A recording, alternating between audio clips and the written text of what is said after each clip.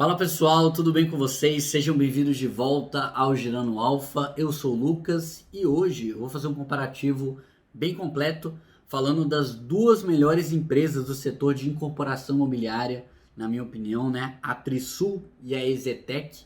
É um setor que está indo muito bem agora, que está bombando muito com essa taxa de juros baixa. E eu vou apresentar para vocês essas duas empresas fantásticas, tá? Os pontos positivos de cada uma, os pontos negativos também, para que vocês possam tomar uma decisão de investimento mais acertada aí, tudo bem? Se você gostar do vídeo, então não esqueça, deixe seu like aqui embaixo, se inscreva no canal e a gente começa logo após a vinheta.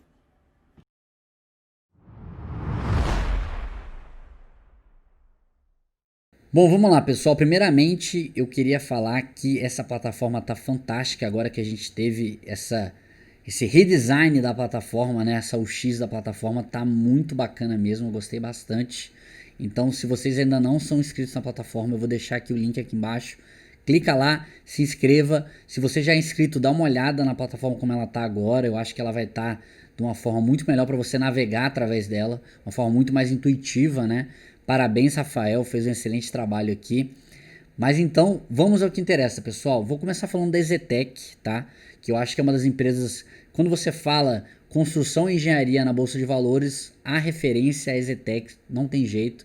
Referência em questão de gestão, em questão de entrega de resultados, principalmente por conta de como a Exetec trabalha, né? Ela sempre foi um pouco mais conservadora do que outras construtoras, né? Então, no período ali de 2015, 2016, que foi um período muito difícil para as construtoras, a Exetec, ela tinha um caixa líquido, ela tinha muito caixa, né? Então ela não estava muito endividada, então ela teve esse potencial para conseguir fazer, inclusive, algumas aquisições de terrenos de outras empresas que precisavam vender adoidado porque precisavam pagar dívida.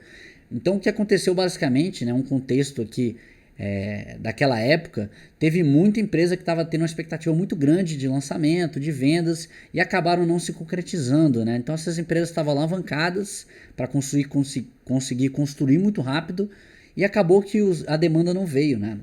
Essas empresas, inclusive, elas tiveram muitas devoluções de apartamento, muitos distratos e tudo mais. E na época, o distrato, a empresa tinha que devolver uma parte investida. Isso acabou dificultando muito para as empresas. Muitas empresas tiveram problemas de caixa nesse período, tiveram que vender terrenos a preço de banana mesmo, ou então acabar vendendo seus apartamentos muito baratos também. E desde então, né, o que a gente teve foi uma recuperação do setor até o momento atual que a gente está agora de juros baixos, expectativa alta, né, de venda e uma demanda alta de imóveis, ainda mais pelo período que a gente teve na pandemia. As pessoas realmente querem investir em uma casa melhor, uma residência melhor para morar.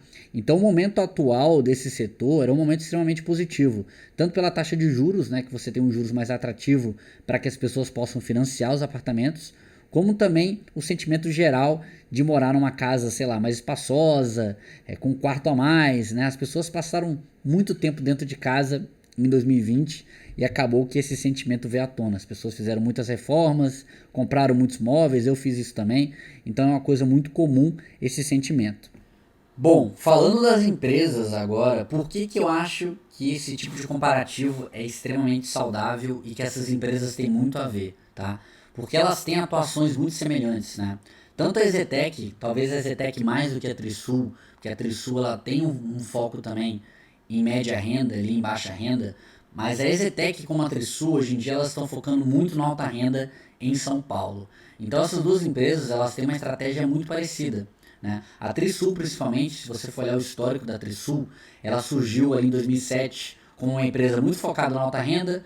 Ela tentou depois diversificar e acabou não dando muito certo, inclusive diversificando em várias regiões ali em São Paulo, algumas cidades em São Paulo, e acabou não dando muito certo. E hoje em dia ela está meio que voltando a essa concentração em São Paulo no segmento de alta renda, que ela percebeu que é onde ela consegue imprimir maiores margens, né?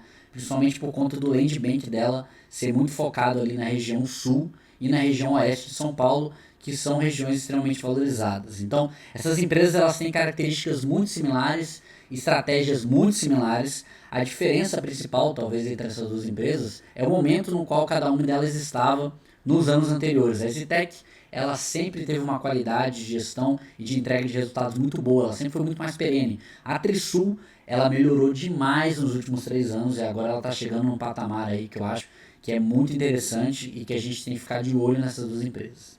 Mas vamos lá, falando da EZTEC, então, olhando a governança aqui, empresa de novo mercado, com free float grande aqui, o tag along 100%, como é o novo mercado, né? Se você for olhar o Reclame Aqui da empresa, vamos ver como é que está o Reclame Aqui da EZTEC. Ótimo, 8.8, isso é uma coisa extremamente rara, pessoal, para uma empresa de construção, tá? Então, realmente, a EZTEC, ela tá de parabéns em questão desse Reclame Aqui. A gente vê que taxas de crescimento aqui da empresa, a empresa teve algumas dificuldades nos últimos 5 anos, né? Praticamente manteve-se estável.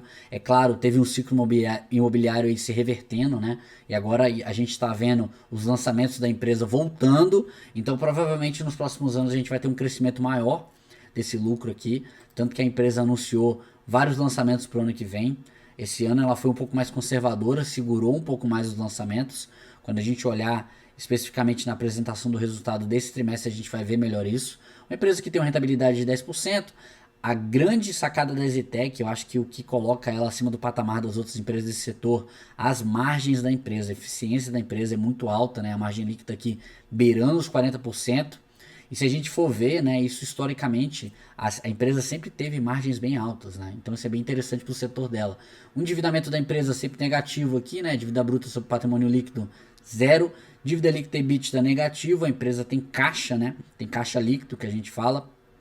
E a liquidez corrente da empresa aqui muito alta. Isso é uma característica muito interessante para esse setor, né? Porque como é um setor cíclico, um setor arriscado, é interessante que a empresa ela tenha um controle maior sobre as dívidas. Geralmente eu tolero menos endividamento nesse tipo de setor aqui do que num setor como, por exemplo, o setor de transmissão, né? No qual você pode ter uma alavancagem maior. Valuation, né? PL de 25, preço-valor patrimonial 2,40, EV/EBITDA 30, PEG ratio negativo aqui, um yield de 0,7%, baixo, né? Mas é uma característica de uma empresa que tem uma excelente gestão, que tem um PL elevado. Ela geralmente ela vai estar pagando menos mesmo. O payout da empresa não é muito alto também, isso acaba refletindo no dividendo que é pago por essa empresa. Então, a EZTEC não é uma empresa de dividendos, basicamente é isso. Se você for olhar aqui ao longo dos anos, crescimento de patrimônio, receita líquida se manteve estável, principalmente por conta da crise, né, que começou ali em 2015, foi para 2016, mas refletiu muito mais nos números da empresa em 2018. Então, uma coisa que vocês têm que entender também sobre o setor de construção civil é o seguinte: não é imediatamente que um ano ruim se reflete no resultado da empresa, porque a empresa apura resultado conforme ela vai construindo. Então, se ela faz um lançamento em 2017 e ela começa a construir em 2018 e ela não vende nada desse lançamento em 2017, ela não consegue construir, ela não consegue gerar receita ou EBITDA ou lucro desse empreendimento em 2018. Então, você tem meio que um descasamento temporal entre o que a empresa está sentindo no momento e o resultado da empresa. Geralmente, né, quando a empresa tem um ano muito bom, o ano de 2021, por exemplo, pode ser excelente, né? Então, se a empresa ela tem muitas vendas aqui em 2020 e ela vai ainda construir esses apartamentos, né? Ao longo de 2021 ela consegue reconhecer esse resultado e aí você tem a explosão no resultado da empresa incorporadora. Então é assim que funciona. Esse é o método contábil das empresas desse setor, não tem muito o que fazer. Se a gente for olhar aqui as margens, ó, em 2018 a empresa teve uma queda muito grande da margem EBITDA, a margem líquida se manteve 26% e agora retornando a margem líquida ali próxima de 2016, né? A margem líquida ali de 40%, a margem líquida muito alta. Se você for olhar o endividamento da empresa, você vê a dívida líquida aqui 1,2 bi, a empresa tem muito mais caixa do que dívida, praticamente ela não tem dívida, né? Comparado com o tanto que ela tem de caixa aqui. Eu acho que ela fez um follow-on em 2019 que acabou gerando muito caixa para a empresa, então a empresa está com um caixa fantástico aí para atravessar esse momento. Se ela precisar financiar seus novos empreendimentos, ela pode tirar diretamente do caixa dela, ela não precisa pegar juros, apesar de que os juros estão muito bons agora para se financiar também, né? A gente vê que os dividendos aqui da empresa não foram muito altos, ela teve um dividendo extraordinário aqui em 2017, mas é um não recorrente, né? A empresa realmente não é uma exímia pagadora de dividendos. Falando um pouco agora da Trisul, né? A empresa de novo mercado também, tem 42% de free float, né, de ações na Bolsa de Valores, tag along de 100%, conforme o novo mercado. Vamos olhar o reclame aqui da empresa, como é que ele está. Vamos lá. 6,7 regular, inferior a EZTEC, né? Talvez a empresa... vamos olhar o geral aqui da empresa. 6,7 também, 2018 era ruim, 2019 bom, e agora nos últimos 12 meses estava bom também, reduziu um pouquinho nos últimos 6 meses aí, mas é uma empresa que apresenta melhoras, né, no seu Reclame Aqui, isso é interessante. Então você consegue perceber aqui, só pelo Reclame Aqui, né, qual que era o patamar da empresa ali anteriormente, em 2018, e como que ela está melhorando um pouco esse tipo de gestão dela, um pouco do negócio dela ao longo dos anos, né? Enquanto a EasyTech, ela já é uma empresa que sempre teve um Reclame Aqui bem interessante, né? Chegou inclusive a ter um RA 1000 aqui em 2019 e atualmente ela está com um ótimo aqui, 8.8. Parabéns, EasyTech, mas a Trisul ela tá chegando lá. O crescimento aqui que a gente consegue ver, ela tem um crescimento muito maior que a EasyTech, porque era uma empresa que estava numa situação muito pior em 2015 e 2016, então é uma empresa que não estava tão bem nesses anos também. Ela tinha um problema um pouco de estar um pouco concentrada ali, tentando jogar um pouco de baixa renda dentro das suas receitas, né, de incorporações de baixa renda. E agora aos poucos ela está retornando para alta renda, cada vez mais concentrando, principalmente na São Paulo capital, né? E a gente tem uma rentabilidade aqui de 14%, uma rentabilidade acima da EasyTech, né? E as margens aqui da empresa de 20% a margem líquida, metade mais ou menos da EasyTech, mas são margens boas também. O que você vê de endividamento aqui é pequeno, é baixo, né, para uma empresa, principalmente para uma empresa que atua nesse setor. Então, é uma empresa que é financeiramente muito saudável, né, que tem as dívidas controladas, que eu acho que é uma coisa muito interessante para quem investe nesse setor, sempre olhar o endividamento da empresa, porque esse setor é complicado. Então, a gente precisa sempre estar de olho nisso. A liquidez corrente da empresa aqui é acima de 1, isso é muito bom, né? O ativo circulante é 3,4 vezes maior do que o passivo circulante, que são as obrigações da empresa de curto prazo, né? Então ela tem uma capacidade de pagamento aqui das obrigações de curto prazo muito maior do que ela deveria ter, isso é bom. Valuation PL metade da EasyTech, né? Pelo preço-lucro aqui, apesar de que esse valuation ele fica um pouco distorcido pelo que eu falei para vocês, né? Como que a empresa ela apura lucro, ela apura um lucro diferente, depende do andamento das construções dela para ela conseguir apurar esse lucro que ela está tendo vindo da receita de venda de apartamentos. Preço-valor patrimonial 1,95. Isso aqui é um pouco mais confiável já do que o preço-lucro. EV/EBITDA 12,7, PEG Ratio 0,29, a empresa cresceu bem, né? Então ela consegue ter um PEG Ratio abaixo de 1, que é interessante, e um dividend yield aqui um pouco maior do que a EasyTech, 1,7%, que ela tem um payout um pouco maior também.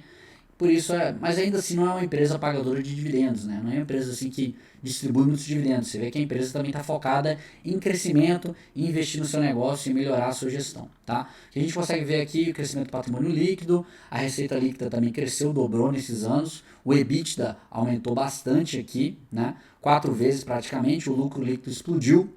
Então a empresa realmente conseguiu sair de uma situação aqui muito complicada em 2016, que praticamente não teve lucro, né? Quase teve prejuízo, para uma situação muito melhor agora em 2020, principalmente por conta dos lançamentos que ela fez em 2019. A empresa meio que cravando uma margem líquida aqui de 20% e chegando a ROIs cada vez maiores. Então, enquanto você vê que a EasyTech ela meio que voltou ao patamar do que ela era em 2015, ali, 2014, né? A empresa já era excelente nesse ano. Você tem a Trisul, que era bem pior em 2014 e 2015, melhorando, né, passando por uma dificuldade grande em 2016 e melhorando muito mais agora em 2020. Então são dinâmicas diferentes dessas duas empresas, apesar de elas estarem atuando com a mesma estratégia, né?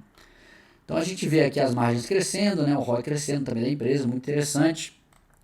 A empresa ela tinha um endividamento líquido, a ADL sobre EBITDA aqui bem alto, né, uma empresa bem alavancada, reduziu bastante a sua alavancagem ao longo dos anos, inclusive no ano passado ela estava com endividamento líquido sobre EBITDA aqui negativo, ou seja, a empresa negociou rapidamente com caixa líquido, tendo mais caixa do que dívida, e agora ela retornou para um patamar um pouco mais equilibrado entre o endividamento aí e o caixa. Então, a empresa ainda, eu considero ainda esse patamar bem equilibrado, principalmente para uma empresa de construção civil.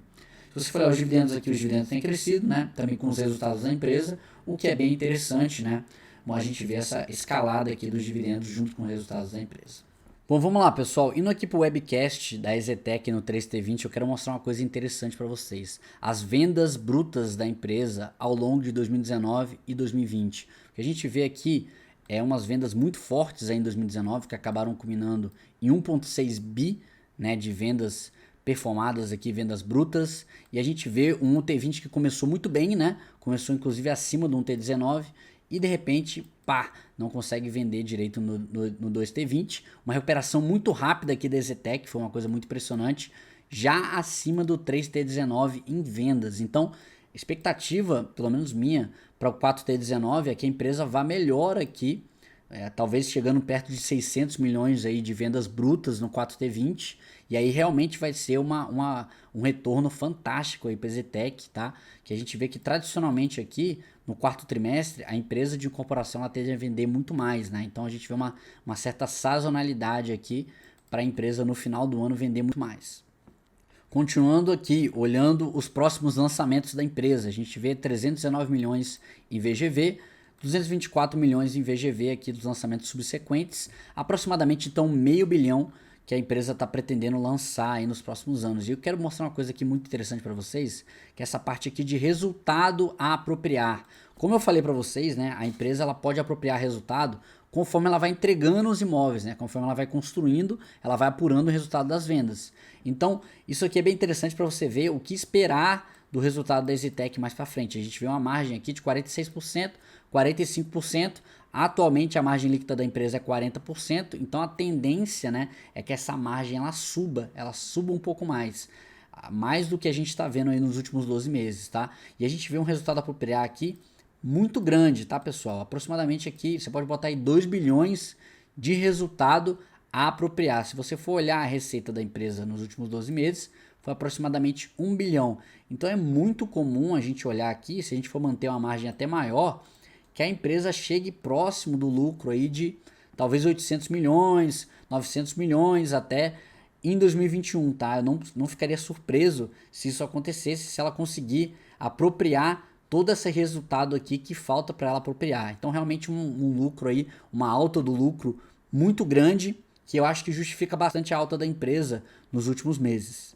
Quando a gente vai olhar aqui para as vendas da Trisul, né, o que a gente consegue perceber? A empresa vendeu menos do que no ano passado, no 3T19, menos 15%, mas ela teve uma recuperação muito interessante aqui em relação ao 2T20.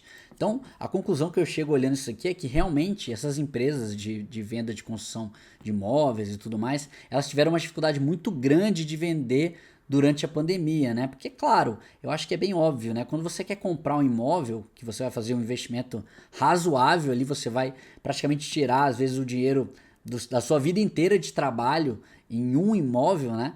Você quer pelo menos ir no canteiro, conhecer um pouco a obra, ver como a obra está andando, conhecer um showroom decorado, né, para você ter uma noção do que será o seu apartamento. É muito comum isso. Você quer ter um contato direto com o corretor de vendas.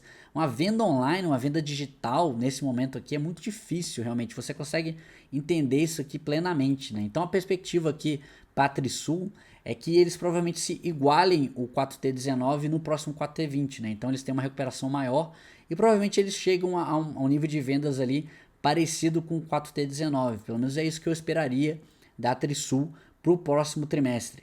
E finalmente estamos aqui na nossa plataforma para utilizar a ferramenta de ranking, tá? Então, se vocês querem ranquear as ações de vocês, comparar as ações, entrem na nossa plataforma, se cadastrem gratuitamente e vão aqui no ranking para vocês conseguirem comparar as empresas que vocês querem investir, tá? E quais foram as métricas que eu utilizei aqui, pessoal? CAGR da receita, crescimento da receita nos últimos 5 anos, margem líquida, ROI, rentabilidade, né? E o preço, o valor patrimonial. Eu deixei o preço sobre lucro fora, porque eu já expliquei para vocês, é muito comum dentro desse setor o preço sobre lucro ficar bem distorcido, tá? Então, a empresa pode ter tido um ano fantástico, isso aí já está no preço da empresa, ou seja, o preço da empresa sobe, mas o lucro, ele ainda vai ser apropriado ao longo dos anos. Então, isso acaba causando uma distorção, que é uma coisa, inclusive, que a gente está vendo na EZTEC agora, tá?